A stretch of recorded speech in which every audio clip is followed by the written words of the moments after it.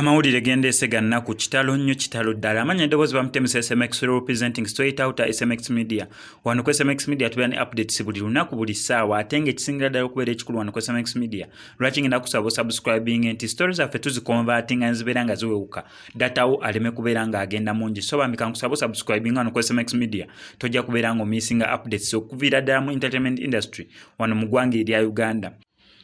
Mawulire gannaku nnyo nera simanyi omuyimbi Eddie Kenzo nga waawulira olw'okusinziira nti neera ayise mu kusoomoozebwa okw'enjawulo kati ate na bino ebimutuuseeko sisuubira mbu bimulese kyekimu. Tujjukira bulungi nnyo mu wiiki ewedde Eddie Kenzo yafuna akabenje naye mu kubeera ng'afuna akabenje okusinziira ku mission gye yaliko oba olugendo lwe yaliko yali agenda kubeera ng'aziika taata we omuto yamuli nnyo ku mutima naye yagamba yali mu nteekateeka z'okubeera nga bambi akwasaganya okuziika ensonga lwaki yali ali mu kkubo ng'agenda sayidi z'e Masaka bambi okubeera ng'aziika ng'omuntu gwayagala amuvuddeko kyokka ate mu kubeera ng'agenda ekizibu ekyokubiri ekimutuukako ne Eddie Kenzo ye kennyini n'afuna accident kwolwo olunaku lwennyini emmotoka ne yeevulungula mukama katonda n'azza bibi Eddie Kenzo n'avaamu ng'ali mulamunya na proceeding okubeera nga agenda okuziika taata we omuto yazze bambi ne yeebaza mukama katonda n'akola ne dduwe ey'okwebaza naye ate mawulire gannaku nnyo kitalo ddala okubeera nti neera ate mukwano gwe omulala naye abadde nga amutwala nga taata kwegamba omuntu amuli ku lusegere almost yasooka okuwa Eddie Kenzo emmotoka eyakabi mu 2019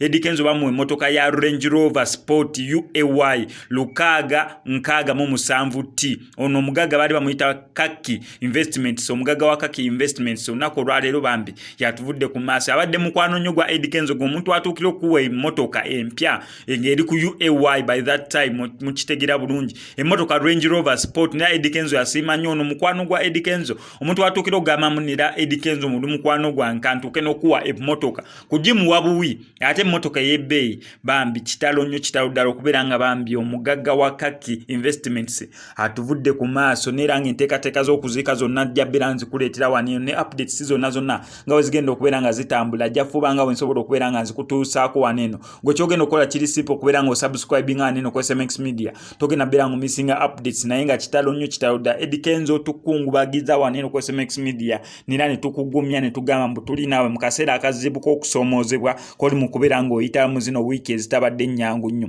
ngenda kusaba mbe subscribing wano ku SMX media tojja kubeera ng'omissinga updates ndala zonna naddala okuviira ddala mu entertainment industry wano mu ggwanga erya Uganda. MCSMX I sign out.